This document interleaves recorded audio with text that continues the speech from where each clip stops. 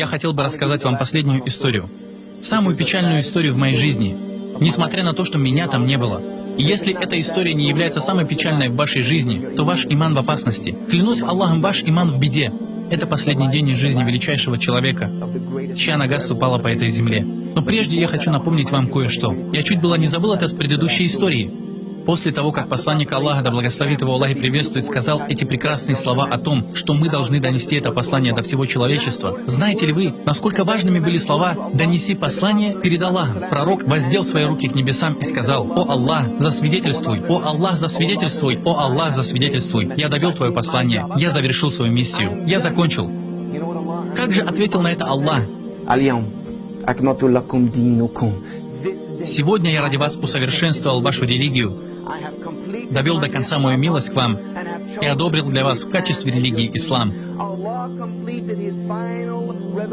Аллах завершил свое последнее откровение человечеству. Последний жизненный путь для человечества на словах посланника Аллаха, да благословит его Аллах и приветствует: «Донесите послание другим». Аллах переложил эту религию на наши плечи, на плечи этой общины, но мы отбросили ее на обочину. То, что было возложено на наши плечи, как величие, мы скинули на землю, зато взяли эту дунью и водрузили себе на спину. Вот почему мы так унижены, где бы мы ни были. Потому что мы оставили источник нашей чести позади нас и подобрали то, что нас унижает. Эта дунья не приносит ничего, кроме унижения. Она никому не делает чести. Мы забываем, что эта дунья не возвышает, а только унижает. Единственные, кого она возвышает, это люди, которые поместили ее на должное место и над ней ставят религию. Тогда это будет честь. Но если она займет главенствующее место в твоей жизни, она унизит тебя 100%. Но перейдем к последнему дню из жизни пророка, да благословит его Аллах и приветствует. Он, да благословит его Аллах и приветствует, был болен. И его голова покоилась на груди Аиши, да будет доволен ею Аллах, которую он любил больше всех в этой жизни. Прошло всего несколько дней с того момента, когда Аллах не спаслал свои последние слова людям. Прошло всего несколько дней с того момента, когда Аллах не спаслал свои последние слова людям и джиннам.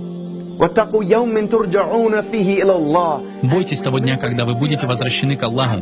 Тогда каждый человек сполна получит то, что приобрел, и с ним не поступят несправедливо. Это были последние слова, которые Аллах нам не спаслал.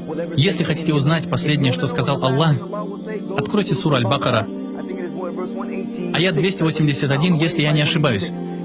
Это последние слова Аллаха. После этого посланник Аллаха, да благословит его Аллах и приветствует, заболел. Его голова покоилась на груди Аиши, да будет доволен ею Аллах. Он был настолько болен, что даже не мог подняться. Он еле поднимал свою голову. Он еле разговаривал. Он посмотрел на Сивак, и Аиша, да будет доволен ею Аллах, спросила: «Ты хочешь его?» Он положительно кивнул головой. Она смягчила его своей слюной, и ее слюна стала последней вещью, которую вкусил посланник Аллаха, да благословит его Аллах и приветствует. Это женщина, которой Аллах оказал честь. Ее слюна оказалась последним, что зашло в рот посланника Аллаха, да благословит его Аллах и приветствует, в его жизни. Затем случилось то, чего Аиша пока еще не предвидела. Ангел смерти зашел в комнату. Что касается нас, то когда мы видим ангела смерти, все, что он говорит: «О, душа, либо злая душа, либо хорошая душа, чистая душа, выходи». Все. Наша душа выходит. Вот и все. Но положение пророков и посланников, особенно Мухаммада, отличается от нашего. Ангел смерти должен был спросить разрешения, чтобы забрать прекрасную душу Мухаммада, да благословит его Аллах и приветствует. Но до этого ему показали его дом в раю. Как сказал посланник Аллаха, да благословит его Аллах и приветствует, каждому пророку и посланнику показывают его место в раю. Аиша передала, что он уставился в потолок и заулыбался. Ему показали его место в раю. Мы не можем представить себе свое место в раю. Мы даже дерево в раю не сможем себе представить. Что же говорить тогда об имуществе посланника Аллаха, да благословит его Аллах и приветствует? Самое почетное место в раю. Ему показали его. И затем ангел смерти сказал ему: «Если хочешь, ты можешь уйти туда, ибо это твой дом. Или, если пожелаешь, Аллах излечит тебя от твоей болезни». И он, да благословит его Аллах и приветствует, сказал своей умме две вещи. Первое. Намаз. Намаз. Намаз. Не забывайте вашу связь с Аллахом. Намаз — это то, что делает тебя мусульманином. Это то, что отличает нас от них. Наш намаз. Потом Аиша увидела его взгляд, устремленный вверх, и он сказал: «О Аллах, к высшему обществу! О Аллах, высшему обществу. Аиша сказала: «Я поняла, что ангел смерти был здесь, и его выбор пал не на нас». Да благословит его Аллах и приветствует. Он, да благословит его Аллах и приветствует, покинул нас в тот день. Его благословенную душу забрали и перенесли в наивысшие ступени рая. Этот день стал самым печальным днем для этой уммы. Сподвижники сказали о том дне: «Мы посмотрели на свои сердца и обнаружили, что они изменились. Наши сердца стали другими». Сподвижники были подобны овцам в холодную зимнюю ночь, которых покинул пастух. Они не знали, куда идти.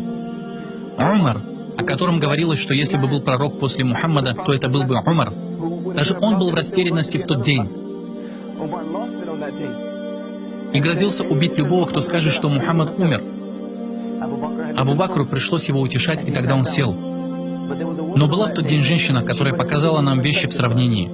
Ее звали Айман, да будет доволен ею Аллах. Если вы не знаете Айман, то вернитесь в начало сиры. Это женщина, которой Амина, мать посланника Аллаха, да благословит его Аллах и приветствует, доверила его на своем смертном одре. И она стала его матерью. Если вы хотите узнать, как нужно обходиться с матерью, посмотрите, как обходился пророк, да благословит его Аллах и приветствует, с Айман. Он относился к ней как к матери и называл ее Умми, моя мама. Она стала свидетельницей всей его жизни, да благословит его Аллах и приветствует. Она увидела его смерть и рыдала.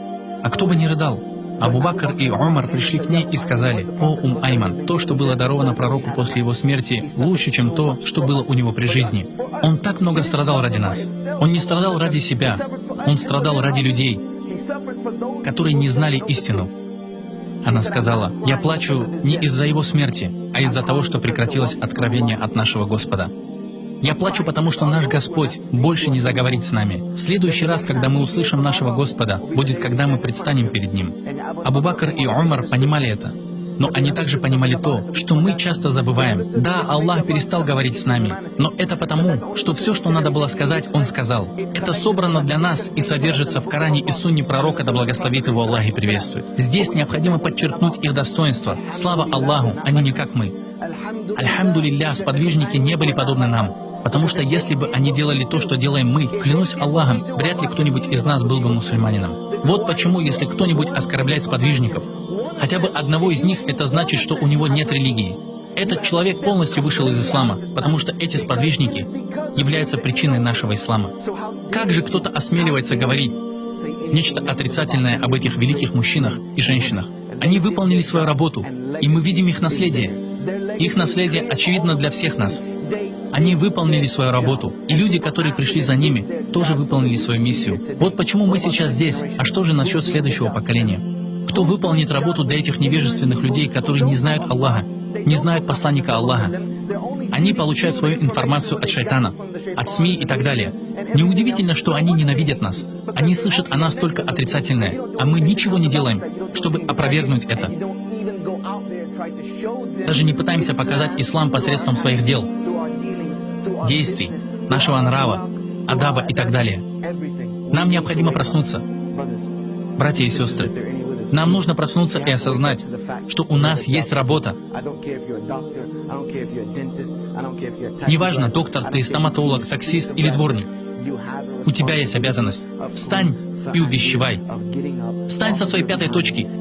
Иди и поделись исламом со всем миром.